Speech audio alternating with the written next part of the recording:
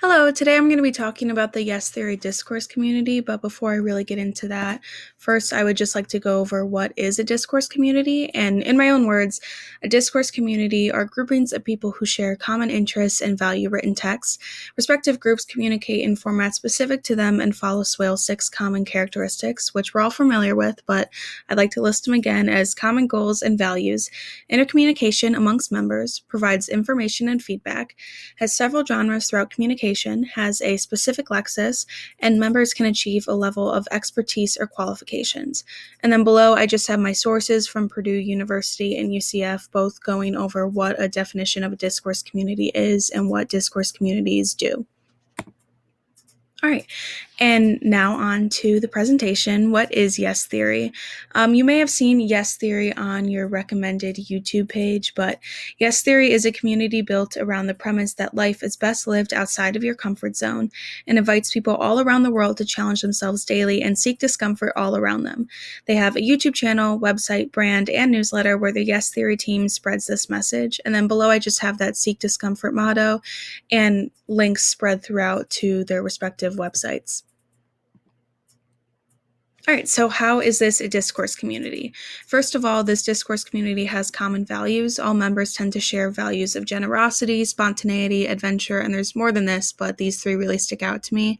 And actually, the picture above contains a link to one of their documentaries on Wim Hof, and he's a man who lives by these values and pushes himself to the extreme daily. I feel like he really encapsulates these values of generosity, spontaneity, and adventure, and is really a really good example for the community. Extremely eye-opening. Next is intercommunication and feedback, and this community creates subgroups depending on their location to meet with other members and plan outings through Facebook. I am part of the Seek Discomfort Chicago group, which is the logo in the right-hand corner. And Seek Discomfort Chicago has adapted over the past few months to include a lot of different criteria of outings, especially with the COVID-19 pandemic. And this ranges anywhere from socially distanced bike rides, Zoom calls, or creating groups to help clean up after the Chicago protests. And this reaches more than just Chicago. There's Seek Discomfort Tokyo, Seek Discomfort Amsterdam, and so on.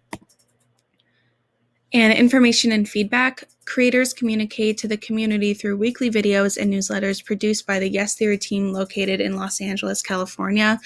And the image on the right is just one of the weekly newsletters that I've received, and they usually provide an uplifting story or a spotlight on someone within the community or someone who represents the values of the community. And for genres, like I previously mentioned, there are several genres of communication with the Yes Fam, which is the coined term for the community. And this ranges anywhere from YouTube videos, various social media platforms, newsletters, and podcasts. And this is important because I'm someone who would prefer YouTube videos or podcasts over a newsletter. So it really just reaches a broader audience with that. For this specific Lexus, they have a mantra of seek discomfort, and it's well known throughout the entire community. Members of the Yes Fam can also rock this mantra with their clothing brand Seek Discomfort, which really just reminds members daily to push their limits. I personally own 2 t-shirts and I love them. They're made of recycled materials, and it's really cool when you see other people in public wearing the shirts and you immediately have a connection and just can spark a conversation with them out of nowhere. And for expertise and qualifications, while all members of the Yes Fam are valued for their contributions, you might be seen as having more expertise if you directly work for or contract for the company, and their website even provides resources if you want to apply for any jobs located within the Los Angeles area. That's what's listed below, which is on their website. I would love to work for them one day, but I don't really see myself living out in LA, so I'm pretty content just as being a member of the discourse community. And even though that's the end of the presentation, I just want to say that this community means a lot to me. I've been here for a few years now, and it really means a lot to me that I can just share it with other people, and hopefully someone else checks it out too. All right, thanks for watching.